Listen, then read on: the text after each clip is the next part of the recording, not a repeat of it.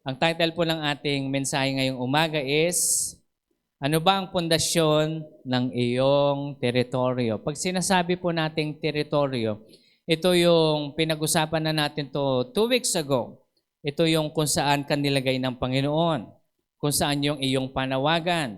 Marahil isa yan sa fivefold ministry, isa yan sa mga other sides ng part ng if you are encourager, you encourage.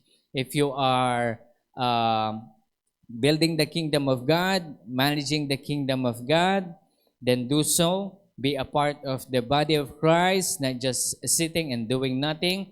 But today, we are going to talk about ano ba ang pinakapundasyon ng iyong teritoryo. What is the core foundation of your territory? Okay?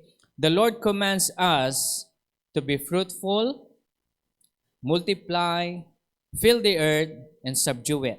Sabihin natin, fruitful, multiply, fill the earth, and subdue it. With responsibility. Everything that God has given us, our family, our business, our work, and whatever ministry we are in, whatever skill that God has given us, we are responsible in handling all of these things. And kapag pinag-usapan nating responsibility, ito ay hindi lang natin gagamitin para sa ating pangsarili, kundi ito ay gagamitin natin for the glory of the kingdom. Okay? Glory of God. Okay? So the Lord commands us to be fruitful, multiply, fill the earth, and subdue it. This is written in Genesis 1 verse 28. God blessed them, and God said to them, be fruitful, and multiply, and fill the earth, and subdue it. Sabi ni Lord, and rule over the fish of the sea, over the birds of the sky, over every living thing that moves on the earth. Amen? That's why today, when God has given us all of these things, gifts, every one of us, lagi ko pong sinasabi sa inyo, every one of us, there is a hidden skill, hidden gifts that's inside of us. And for us to have that gifting manifested, we have to be, sabihin na natin, kailangan tayong ilagay sa pugon ng Panginoon para tayo ay mahubog sa kanyang halintulad. At kapag tayo ay nahubog at tayo na ay magiging parang ginto na pure gold, no blemishes and no nothing, but we are going to be like the Lord someday. Okay, someday. Kaya nga itong mga pagsubok natin sa ating buhay, ito ay ating dinadaanan so that we're going to be molded into the likeness of Him. Okay? Kaya ang bawat isa po sa atin, tayo ay mananalangin. Sino ang nananalangin dyan? Yes, amen. 1 Chronicles chapter 4, verse 9 hanggang 10. Napag-usapan na natin to 2 weeks ago. But let me repeat it. Sabi ng Panginoon, Jabez was more honorable or more honored than his brothers. His mother had him named Jabez kasi ang ibig sabihin ng Jabez is pain. I bore him in pain. Look at this. Jabez already know this. Hindi ko alam kung bakit anong nakain ng mga ibang magulang at pinapangalanan nila yung mga anak nila ng ganito, no? Because I bore him in pain. That's why I name him Jabez, no? Meron din mga modern na wala sa hulog na mga magulang pinapangalanan ang kanilang mga anak na Lucy. Ano kasi yan? Lucy Pearl. Okay.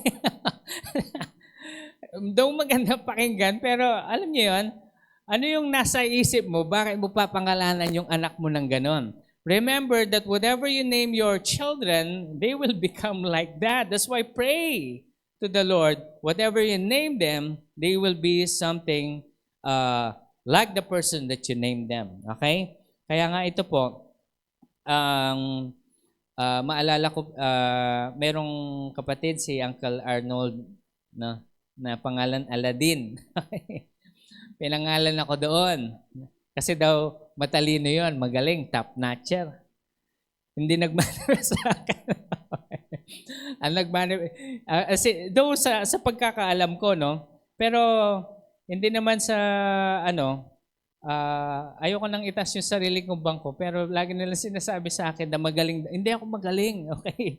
Hindi ako magaling sa mga bagay-bagay, but I know that God has blessed me with wisdom, especially when I started doing the call of the Lord, okay? So, that is the manifestation of the word. That's why whenever you name your children, you pray to the Lord, Lord, what should I name my child, Lord? Kaya ngayong iba, pinapangalanan lang Jesus. Ano kasi yung isang estudyante natin? Si Jesusa. Jesusa Krista. Okay, okay. Wala siya dito. Okay. So, pinangalan, yung mga ganun ba, no? At least iniisip nila that they want their children to be like the Lord Jesus Christ. Okay? Pero itong magulang ni Jabez, si nanay ni Jabez, pinangalan siyang Jabez. Ang ibig sabihin ng Jabez is bore in pain. Okay? Pero ito yung naging prayer ni Jabez. Sabi niya, Jabez called on the God of Israel in verse 10. 1 Chronicles chapter 4 verse 10. Sabi nito, Jabez called on Israel's God saying, if you would greatly bless me and increase my territory. Sabi niya, may your power go with me to keep me from trouble. Tingnan niyo yung last part. So as not to cause me pain. So, sa ibang version, sabi niya, so that I will not be hurt. Okay? Because he was named Jabez. Okay? But you see, the Lord saw him, at anong pinakamatinding sinabi ng word of the Lord in 1 Chronicles chapter 4, sabi niya dito, and God granted his request. Ibig sabihin, God answered his prayer. Okay, Jabez prayed, look at this, Jabez prayed in connection to the Word of God. Remember that we should know the Word of the Lord. If we don't know the Word of the Lord and we will not pray in accordance to or in connection to His Word, our prayers will not be answered. Sabi ng Panginoon, abide in me and let my words abide in you. So that everything, ito yan. Bakit ganon? Kasi lahat ng kalooban ng Panginoon, pag ito'y nahubog na sa pagkatao mo, aayon na ito ngayon, ang lahat ng mamumutawi sa iyong bibig ay aayon na ngayon sa salita ng Panginoon. Ano ba yung pinagpre-pray ni Jabez? 1 Chronicles chapter 4 verse 9 hanggang 10. Increase my territory. Bless me, Lord, indeed. Ano yung sinasabi niya dito? Ang binabanggit ni Jabez dito ay yung Genesis 1:28. Because ang sabi ng Panginoon, be fruitful, multiply, fill the earth, subdue it, and rule over. Rule over whatever God has given you. So Jabez was just praying for what has God commanded His people. Nagets natin ito? We are not supposed to be praying for, Lord, bless me. For what reason? It's all for God's glory. Okay? Jabez prayed in connection to the Word of God. John chapter 15 verse 7 says, abide in me, and my words abide in you, and ask whatever you wish, and it will be done for you. Okay? So the question here is, what is the core foundation in building your territory? You have your own territory. Amen? Sa bahay natin, ikaw ang nagmamay-ari. Kaya kapag kayo ay inaatake ng demonyo, inaatake kayo ng mga kaaway, kasi alam niyo po, ang atake ng kaaway, sisimula yan in the spirit. In the spirit, titirahin ng kaaway yung pinaka wala sa kanya, ay ibig sabihin, wala sa Panginoon, yun yung una niyang titirahin, yung weakest. Okay? Yun yung una niyang titirahin within the household. Halimbawa, may pasaway kayong anak, siya yung gagamitin ng kaaway. Pero ito ngayon, kapag kayo ngayon ay buong pamilya, you have faith, you're praying together, you're building the kingdom of God together, ang gagamitin nila ng kaaway, yung mga nakapaligid sa inyo. Okay? Ano yung mga nakapaligid sa inyo? Kapitbahay ninyo, o kaya yung mga kakilala ninyo. o kaya minsan yung napapadaan lang. Okay? Para tayo ay malihis sa kalooban ng Panginoon. Kasi pag nalihis na tayo, nagalit tayo, nainis tayo, hindi natin nakontrol yung ating sarili, doon tayo nawawala sa kalooban ng Panginoon. Yun lang naman yung gusto ng kaaway, ma-disrupt tayo o mawala tayo doon sa sequence ng Panginoon. But you see, when we have our own territory, we pray for it. We rule over it. Amen? If God has given you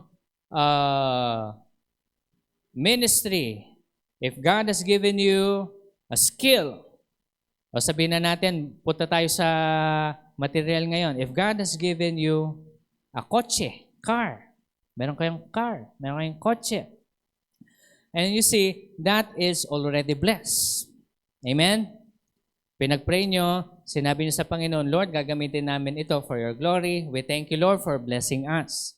And we remember the poor, and we pray for them, and hoping that someday they will be, or they will receive the same. Alam niyo yun, ipapanalangin natin ito. You see, that is already a part of you. So ngayon, God is going to protect your going in and your coming out. Amen?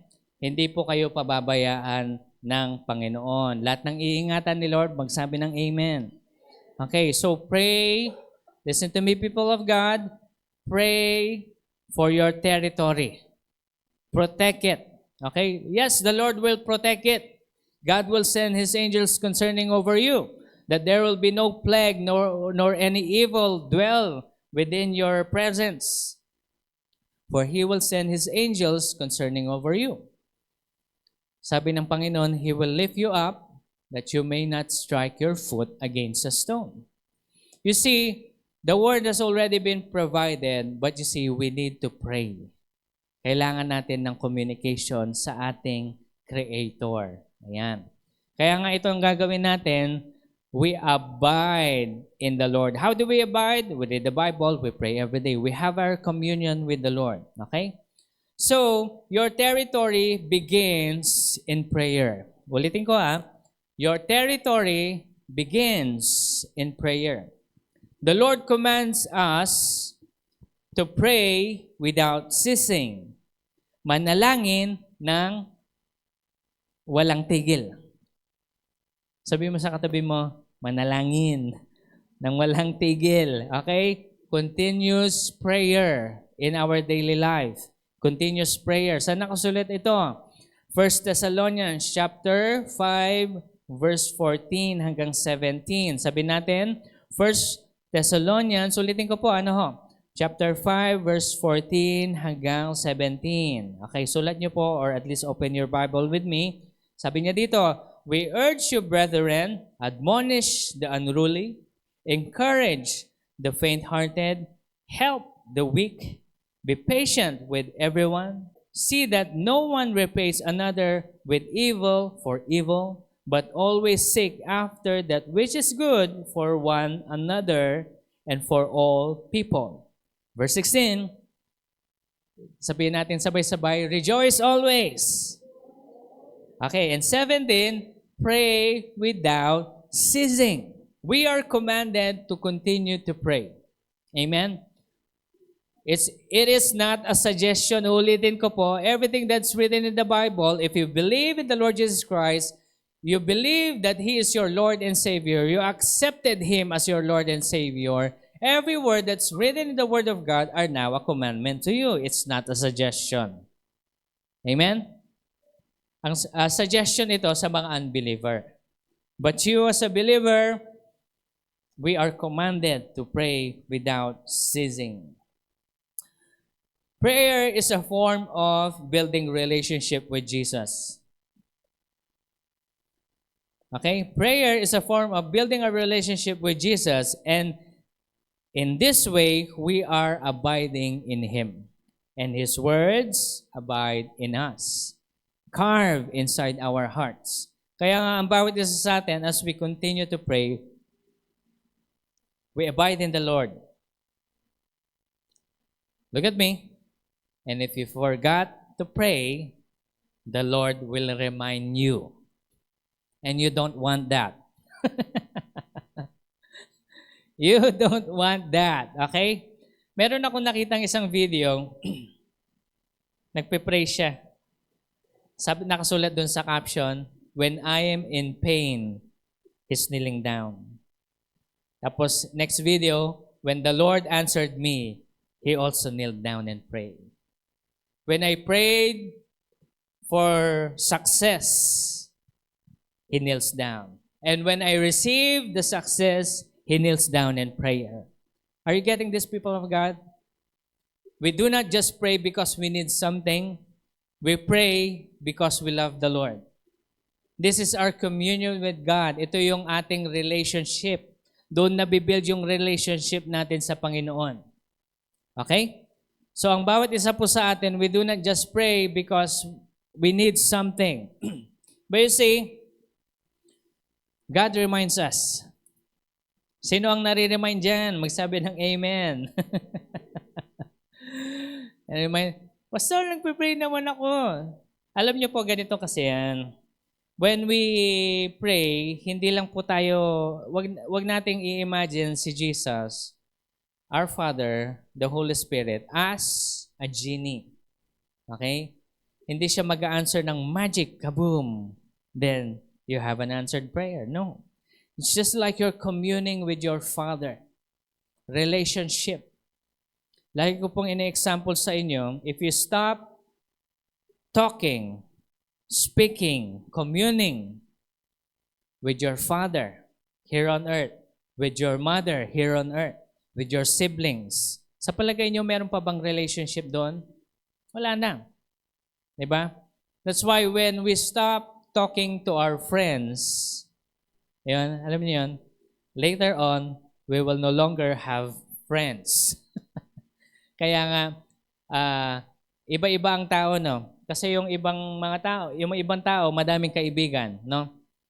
Pero yung mga, ako, katulad ko, handful ang aking mga kaibigan. Ibig sabihin, pero may connection ako sa lahat. Okay? We talk to each other, we encourage one another. Alam niyo yun, hindi kami nag-i-stay na yung parang walang communication. Palagi kami may communication. Ang kinagandahan po dito, kapag nag-uusap kami, para kaming, kahit na matagal na kaming hindi nagkita, para kaming nagkita lang kahapon. Yun yung true friends. Okay?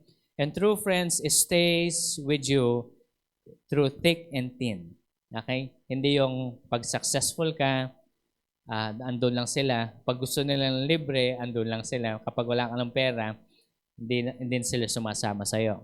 Okay? Mga ganun bagay. But we're not going to dwell into that too much. But you see, what I'm pointing out here is that each one of us commune with Jesus through prayer. And that's how we abide with Jesus. And that's how we abide in His Word. Because the Lord says, pray without ceasing. And whenever we pray, we are doing His commandments and we abide in His Word. Amen? That's why all of us right now are supposed to be praying daily. Sabihin natin, daily prayer. Araw-araw na pananalangin. Hindi po ito kasama yung, makinig kayo mabuti, no? Hindi ito kasama yung habang nagwawalis ka, nagpe-pray ka. No. Yes, talk to God. That's okay. That's fine if you're busy. But you see, iba yung communication that you will set a time for Him, specifically just for the Lord. Kayo lang dalawa. Mag-uusap lang talaga kayo. Pastor, I cannot hear the Lord. Ulitin ko po sa inyo palagi, you don't need to hear the Lord now. Because all you need to do is to hear Him here. Read the Bible first. Okay? So yan. That's how we abide with God's Word. Because in our territory begins in prayer. And the Lord commands us to pray without ceasing.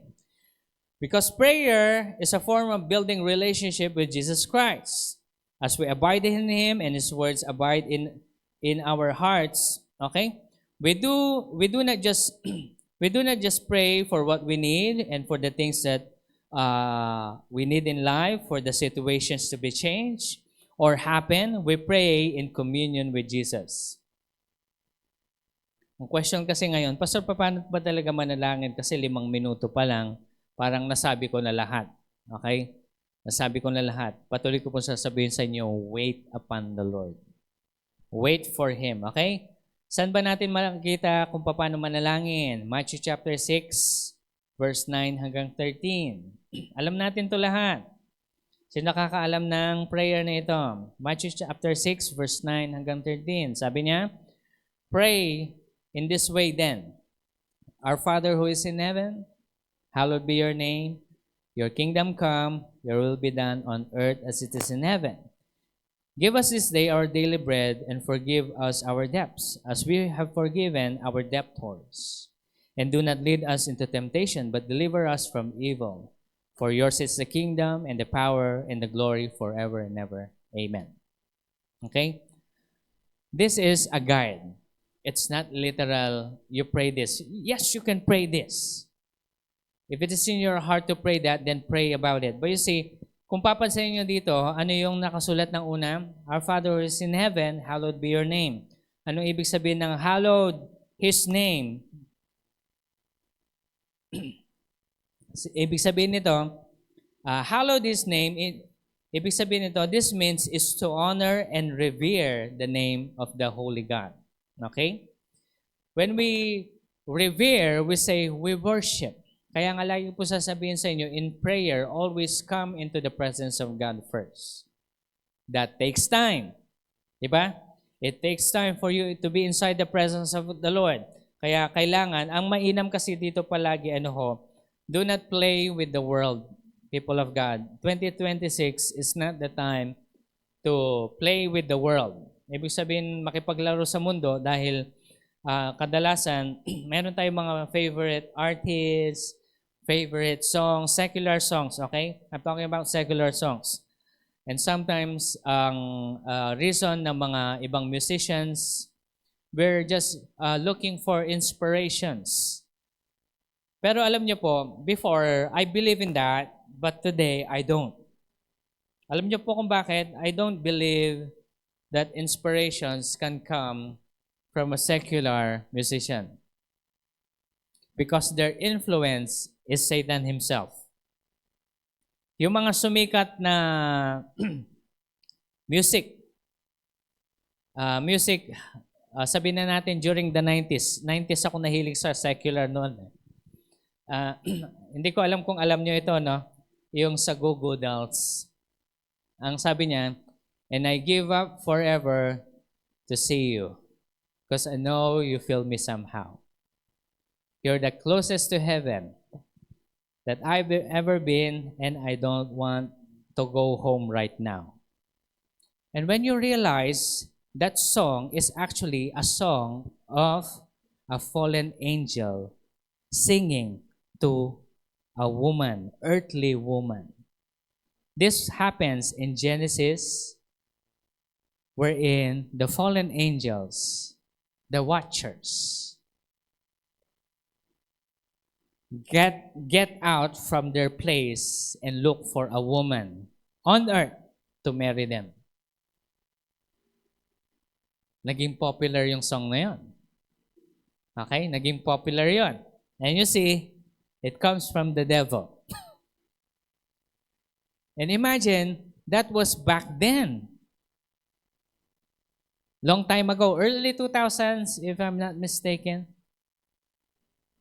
And try to imagine, what more today? Today is worse. Kaya nga, merong isang, nakwento ko na po ito sa inyo before. Musician siya, si Abraham Laboriel. Yung bassista ni Don Moen saka ni Ron Kenoly. Ron Kenoly. He is one of the best musicians till this day. No? Kasi yung kanyang pagbe-bass, ibang klase. Never been heard. It's unusual, but sounds great. And they were asking him, where did you get your inspiration? Saan mo kinuha yung inspiration? Alam niyo sinabi niya? When I worship Jesus. Sabi niya, I do not worship the same as other people. They sing a song. They raise up their hands. Sabi niya sa kanyang interview, I worship Jesus through my bass. My bass sings for me. And that's how I push my emotion over the bass. And whenever I play my bass through this emotion, new creations of music are going out. Pakinggan niyo po. He is a good bass player. Si Abraham Laboriel. He is very good. Kung pakikinggan niyo yung album ni Ron Kenoli, if you will listen to the bass lines, wow. Parang galing talaga sa langit yung kanyang mga skills. Tingnan niyo ito, no? Abraham Laboriel expanded his territory to the point that his skill of bass, yun yung ginamit niya para maging successful in this life. His calling, he expanded through worship, and God used it to glorify His name and also to give him success. Not to the next life, but also in this life. Ngayon, matanda na siya. But still, people are still looking how good he is. Historical yung, at least sa mga musicians, yung kanyang bass playing. Are you getting this, people of God? Are we getting this? Okay? Ngayon, ito yan. We give God glory. We give Him honor. So that's why whenever we come into prayer, we give God worship. We sing our songs. Remember that bass player, he worshiped God through his bass playing. Now ask yourself, what is your skill? What is the skill that God has given you? Can you use it for the glory of the kingdom? Okay? Pwede nyo ba itong gamitin? As some of us are really good in, sabihin na natin, meron kasing magaling siyang debater. Okay? Magaling siyang debater in this modern time, no? And he is terrible in preaching. But whenever he debates, he is very good. He knows the Bible very well, na to the point hindi siya naiisahan ng mga nakikipag-debate sa kanya. At to the point, sa mga nakikipag-debate, they are gathering people to the point that a couple number of people agrees with him and asks him to pray for them to receive Jesus Christ. Madami na po siyang na-convert na Christian. You see, some of us also have that gift. At sabi ng debater na ito, I am using this gift to glorify His name as a form of worship. Amen? That's why all of us, we are supposed to what? Use the very skill that God has given us as worship. What is your skill? What God has given you? Ano ba yung meron ka? Okay? Kapag hindi mo maisip, Pastor, ako wala akong skill, wala akong gift, wala akong nito, wala akong yan. Alam niyo po yung sabi ni Catherine Kuhlman, sabi niya, Lord, I am talentless. I don't know how to sing, I don't know how to dance, I don't know how to do things. Sabi niya kay Lord, Lord, I am an empty vessel. Use me for your glory. And she has been a well-known preacher, woman preacher, na kung saan meron siyang mga meetings na everyone in there are being healed right on the spot. Because sinabi niya sa Panginoon, Lord, I have nothing. All I have is you. Meron din mga ganon.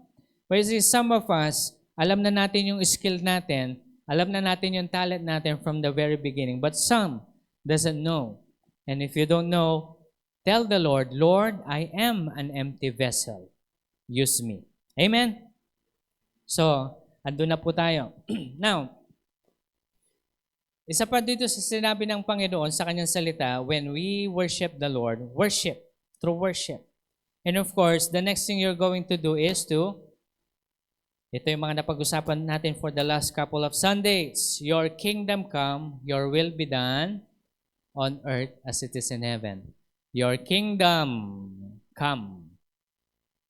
Your will be done on earth as it is heaven.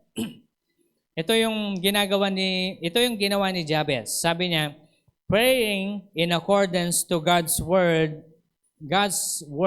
alone. Not your feeling, not your situation, not what you need, okay? But you pray in accordance to His word. Pray in accordance to His word. We pray using His word, not our own. Amen? So, mananalangin tayo in accordance to the Bible, in accordance to His word. Kaya po, napaka-importante na alam din natin yung salita ng Panginoon. Kasi whenever we pray, alam niyo po, pag ako nagpe-pray, I always remember in connection to His word. Halimbawa, ito, isang example. You are asking the Lord for healing. Lord, heal me. And then the Lord, sabihin na natin, the Lord is not actually asking, ask yourself, ano ang magiging, para saan na tayo ipagagalingin ng Panginoon? That's why we commit ourselves to the Lord. Okay? Naalala ko yung uncle ko, kapag nagkakasakit siya, sabi, pag nakasakit siya, punta sa ospital, pagpe-pray siya, magbabago na ako. Naalala ko si Mami lagi nagpe-pray, magbago na ka na kasi. Ayan. Yes, Lord, magbabago na ako. Susunod na ako sa iyo. Pagkagaling, first month, masigasig sa church. After a month, balik gawi. The Lord is not mocked. We cannot mock the Lord. That's why we always repeat the trials over and over and over because we made a promise that we are not trying to fulfill. When I was in the hospital, I remember Pastora Ella, si Ate La, she prayed for me, Mac, come to the Lord. The Lord is asking you to repent. Alam niyo po, I cannot move a limb, but I was crying. And then I promised to the Lord, sabi ko, Lord, kapag katayo ko dito, I will follow you completely. Sabihin ko sa inyo, ano yung plano ko noon? Ang plano ko kasi noon, naalis ako ng bansa, mag-iipon, mag-asawa. Hindi ako nagbibiro. Alis ako ng bansa, mag-iipon at mag-asawa. Asawang-asawa na ako eh. Asawang-asawa na ako that time eh.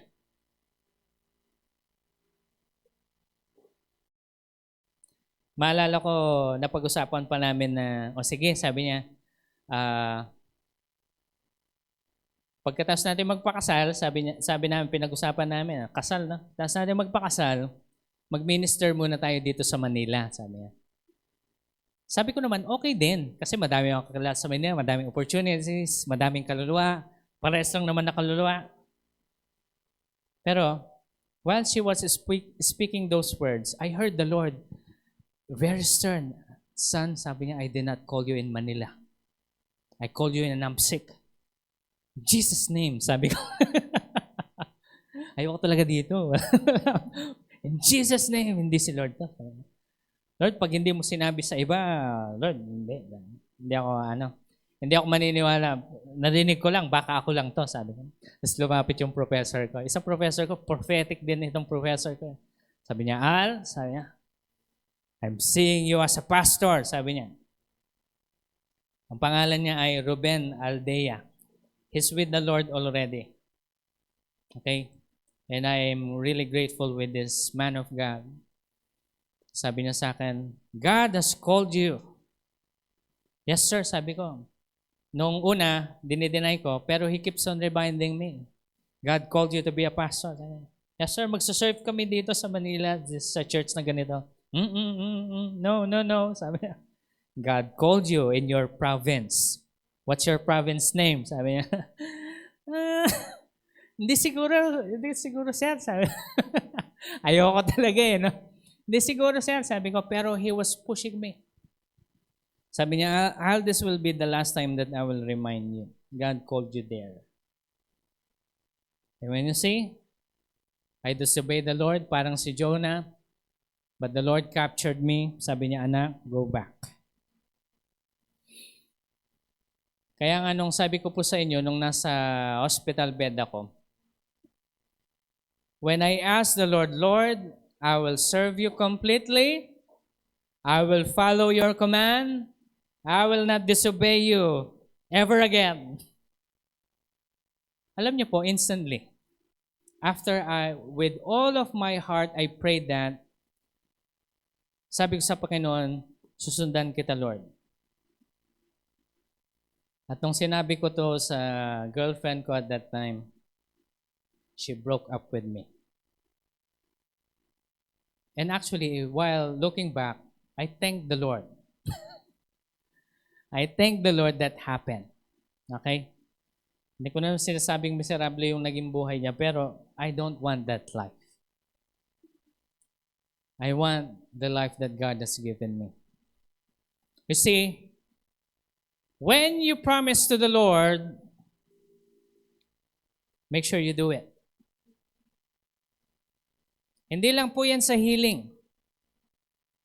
You want God to prosper you? For what reason? Lord, prosper us. Ito yung prayer ko ngayon. Sabi ko nga sa Panginoon, Lord, help me to become successful. Alam niyo, sabi ni Lord, whenever I pray, I am having this vision of His face like, is there something wrong asking for success? Sabi ko nga sa Panginoon, Lord, is there something wrong? Then this is the word of the Lord.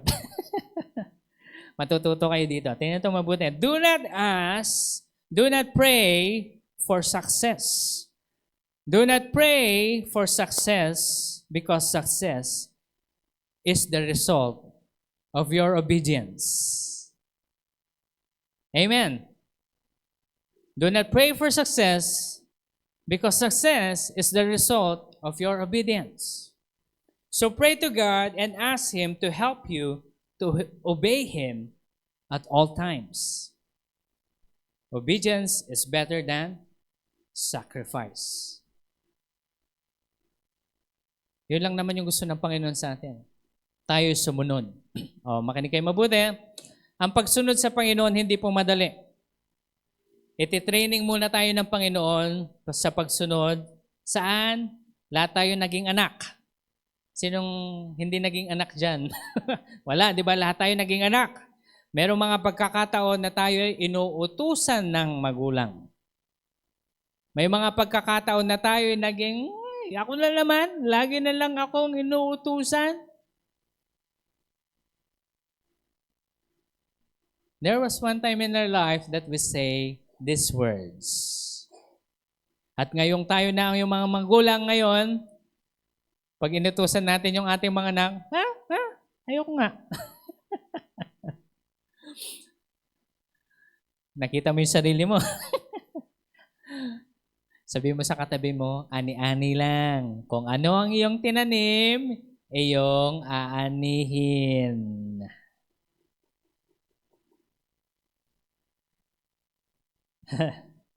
Tumatawa yung iba sa atin.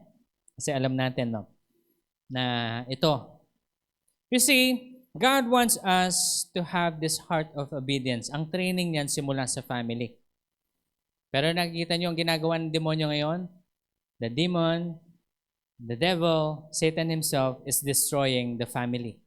The family structure, the right family structure, mother, father, and children. Amen? Not mother, boyfriend, children, and father, girlfriend, and children all in one place. That's messed up. I know some of us are experiencing this. I am not mocking you.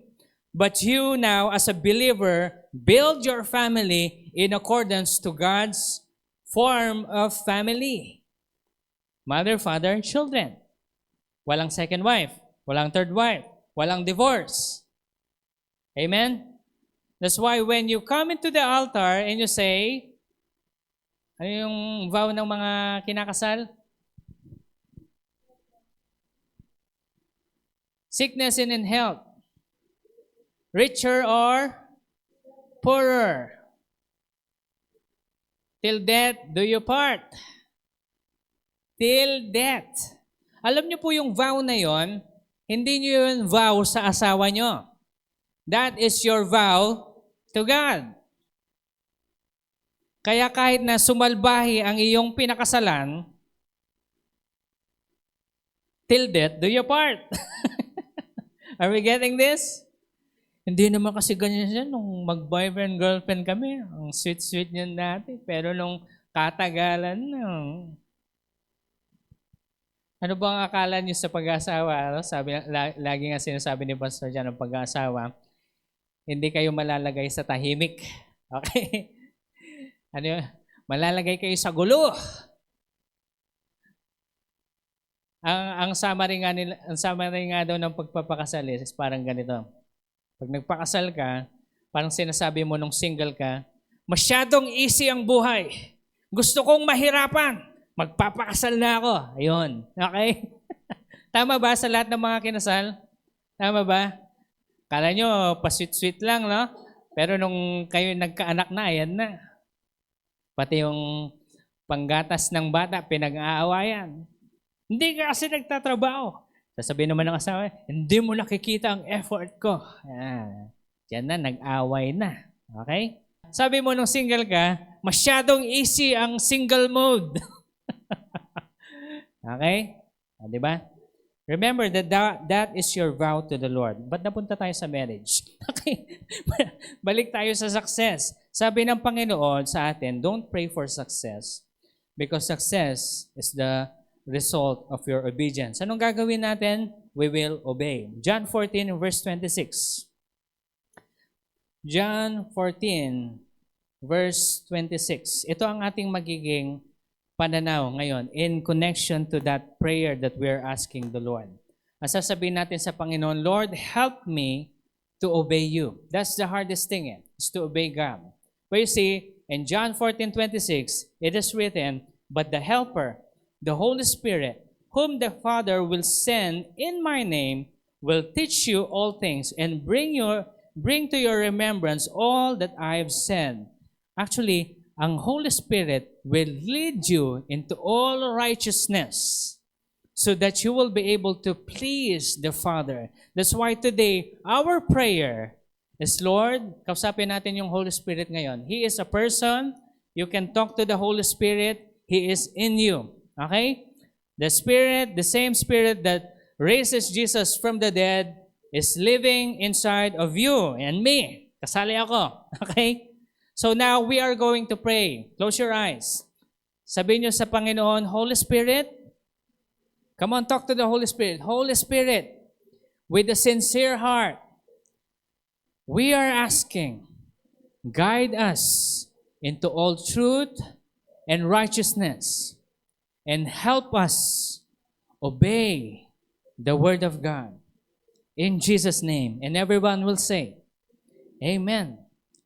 So the Holy Spirit right now is going to guide you into all God's ways. Pero ito po yung kailangan natin tandaan. Meron kayong prayer. Sinong may prayer dyan?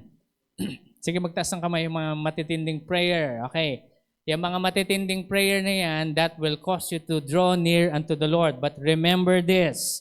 I want you to remember this. When the Lord answers your prayer, be ready for the responsibility that comes with that answered prayer. Be ready for the responsibility that comes with that answered prayer. Lagi ko nire-remind si Miss Jen. Yung ating teacher, si Jeneline. She's been praying for her mother for the longest time. The Lord answered her prayer. And when the Lord answered her prayer, she's taking it for granted. I reminded her many times, take responsibility. Do not give that responsibility to our shoulder. Sabi ko sa kanya, maliliit pa kami, problema na namin nanay mo. Ngayong malaki ka na, may tama ka ng pag-iisip, alagaan mo siya. It's your turn, sabi ko sa kanya nung minsan. Do not put that in our shoulder. It's not that we do not care about you or her, but you're there. You're in the right age. You prayed for that, sabi ko sa kanya. You have to take responsibility. Kaya remember this, people, do not pray for something that you cannot take responsibility. Amen? Huwag tayong agad-agad hihingi sa Panginoon na hindi natin kayang gampanan.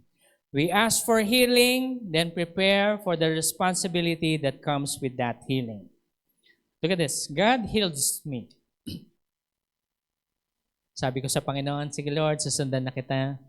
I'll be a pastor of this church. And in the year 2010, nilagay ako dito ni Pastor John sa aming mamadang. Nasign nila ako sa pastor of the church. 2010. And I thought it's going to be a nice, smooth ride kasi tapos na lahat eh. May church na, may members na, may leaders na. No. Then kaboom! Rebellion comes. They don't want me as a leader. 6 months, sabi ko sa inyo, umiiyak ako kasi hindi ako sanay na ba't ganito? Lord, kala ko gagawin mo. Hanggang sa, alam nyo yung naging kalos na yung heart ko regarding sa paninira ng tao. Nung naging kalos na yung heart ko, wala na akong pakialam sa anong sinasabi nila, but I look forward to what God has commanded me to do. And some of them do not agree, and some of them cannot take my leadership. They went away. Glory be to God. Because wala na tayong rebellion. Sabi ko po sa inyo, ano yung binasa natin kanina? Ulitin ko yung binasa natin kanina sa Thessalonians, no? Kasi importante ito. Okay? Thessalonians, okay. We urge you, 1 Thessalonians chapter 5, verse 14. Onwards. Okay, sabi niya dito, we urge you, brethren, to admonish the unruly. Ano yun? Admonish the unruly. Sabi ng Panginoon, kausapan niyo sila ng one-on-one. Kapag patuloy sila sa kalokohan, ipahiya niyo sila sa harap ng kongregasyon para hindi na nila uulitin. Sa lahat ng mga umalis dito, I pray that the Lord will bless them to the other church that they're going. Okay? Sabi ko kinausap ko sila. Sabi ko sa kanila, I will be true to you. Sabi ko, pag patuloy ka sa gagawin mong yan, I will tell that to the congregation. And before I will tell that, I am telling you right now, ayusin mo. Natakot sila, umalis sila. Okay? Am I being rude? Am I being harsh? No. It's written in the word of the Lord. Admonish the unruly. Kailangan po ito para maging matuwid ang ating mga pananaw. We're following the word of the Lord, word by word. Okay? So ito, be ready for responsibility. That's why when the Lord has given me this position, there's a lot of responsibility. No? Okay lang sana kung binigay sa akin ito nung kasagsagan ng kasaganahan. Okay? Hindi, binigay sa akin nung, alam niyo yung downfall talaga. Yung pa-crash. Bakit binibigay sa akin? Pa-crash na ito. Alam niyo, pag hindi lang ako kinausap ni Lord, I will not take this. You have to be a special kind of crazy to take it. Well, Pastor, you took it. Okay. Special kind of crazy. It's because I love the Lord. Kaya nung sinabi ko sa kanya sa hospital bed, Lord, I will follow you and obey you, I obeyed. Were there times that I want to give up? Yes, there were times. There were times that I want to give up. Where you say, the Lord always sees me through. Just to remind you, alam niyo po si Pastor Mac, meron akong mga tinitingnan mga pastor, meron akong mga kakilalang pastor na pwede kong kausapin at i-encourage ako. Okay? There was one time na this someone that I respect so much become a hindrance in my faith that causes me to parang ma-down. Sabi, but lumalabas yan sa bibig mo, pastor, sabi ko. Kasi parang ganito yung sabi ko. Sabi ko, Pastor, if the Lord bless us, we will do this and we will do that. Alam niyo pa naman sabi niya sa akin? Sabi sa akin, Mac, huwag ka magbilang ng sisiw sa hindi pa napapisang itlog.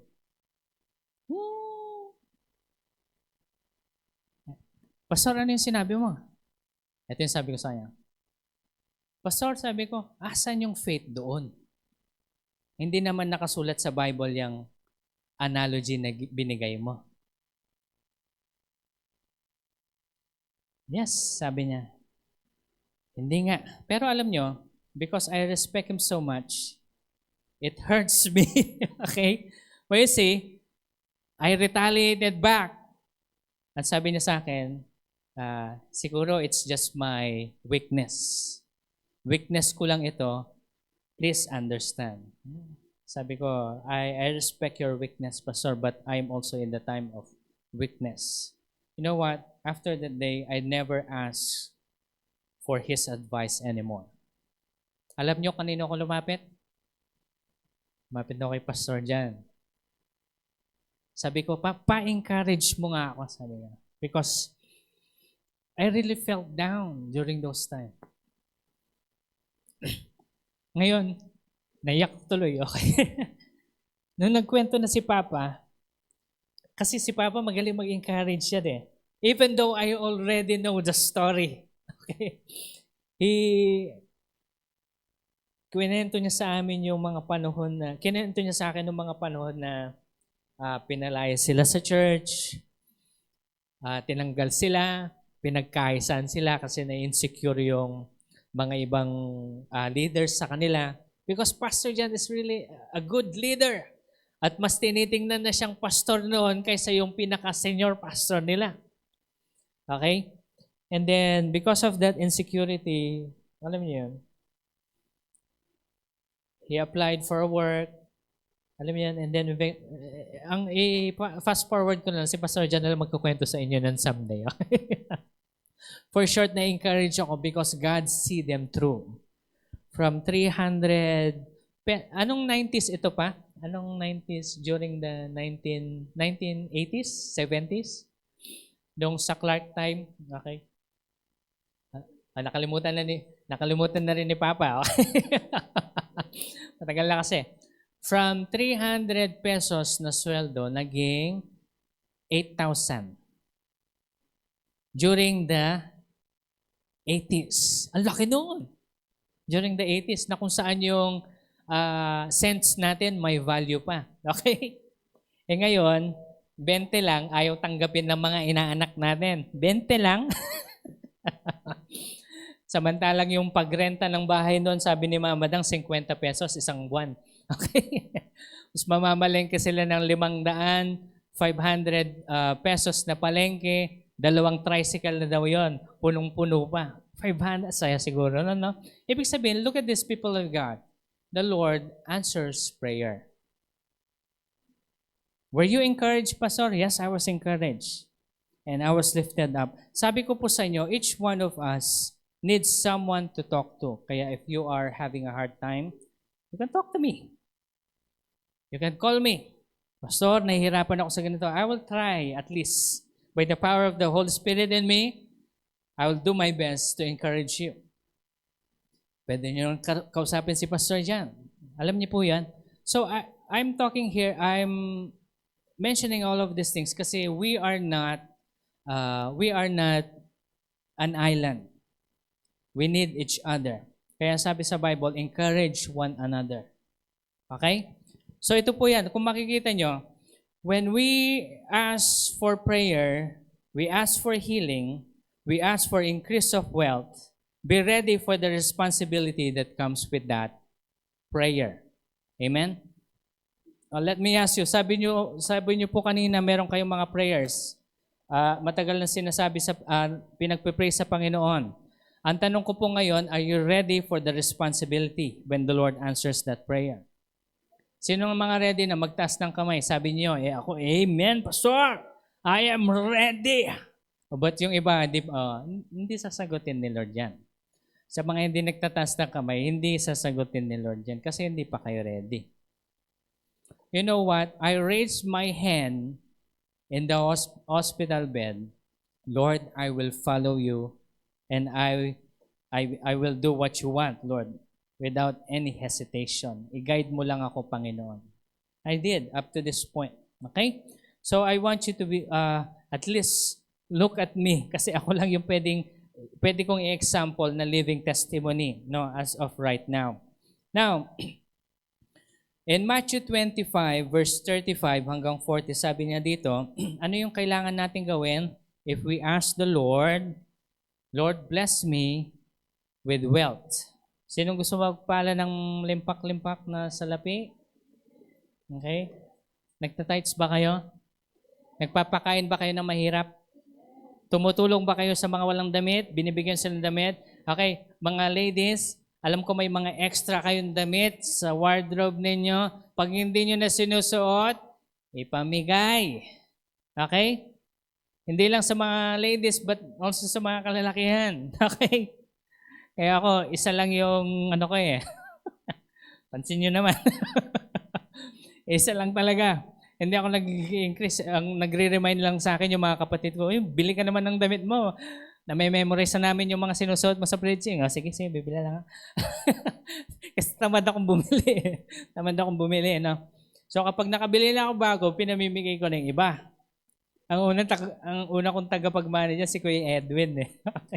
Kuya Edwin, ba ang gusto mo to? Pag ayaw mo, pamigay mo na lang sa mga sa mga kapatid mo, kakilala mo sa tuwang-tuwa naman si Kuya Edwin. Pag ayaw mo, Kuya Edwin, sa iba ko na lang bibigay. Niloloko ko pa siya eh. Hindi, Pastor, kukunin ko yan. Sabi niya. Kahit na hindi kasya yan, pagkakasya natin. Alam niyo yan? As such, amen?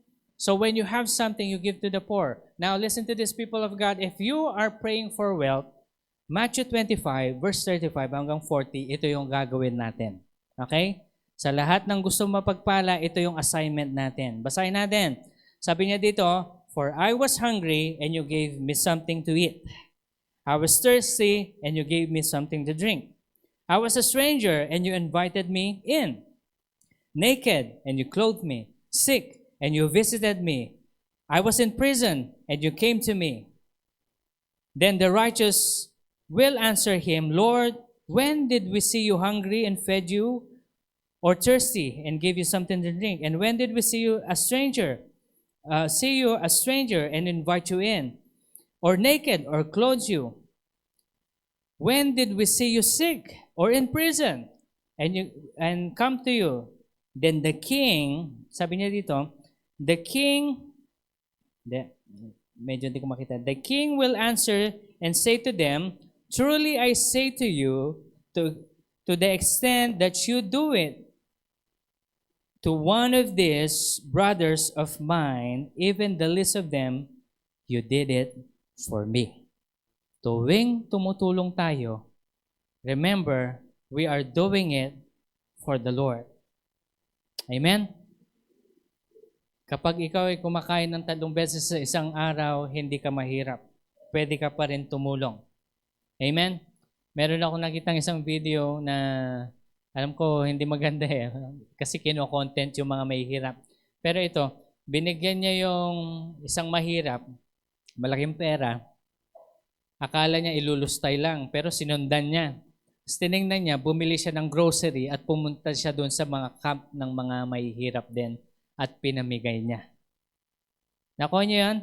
Ibig sabihin, shinare niya yung blessing niya sa mga mahihirap din.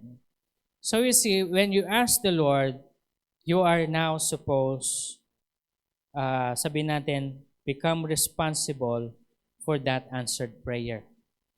Okay? Nagagamit niyo po ba yung binigay natin sa inyong financial allocation sheet? Nagagamit niyo ba? Sinong nakagamit na? Pastor, hindi ko mabalance. Hindi ko alam ba't kulang talaga, Pastor. Ayan, makinig kayo mabuti. You are not ready. I will be blunt. You are not ready for an increase. Hindi ka pa handa. Pastor, ang sama mo naman. Bakit, Pastor? Ikaw lang ba handa? Siguro. Pero sasabihin ko po sa inyo, kasi pag hindi nyo mababalance yun sa part na yun, you cannot. That's why you are going to ask the Lord, Lord, provide for what we need.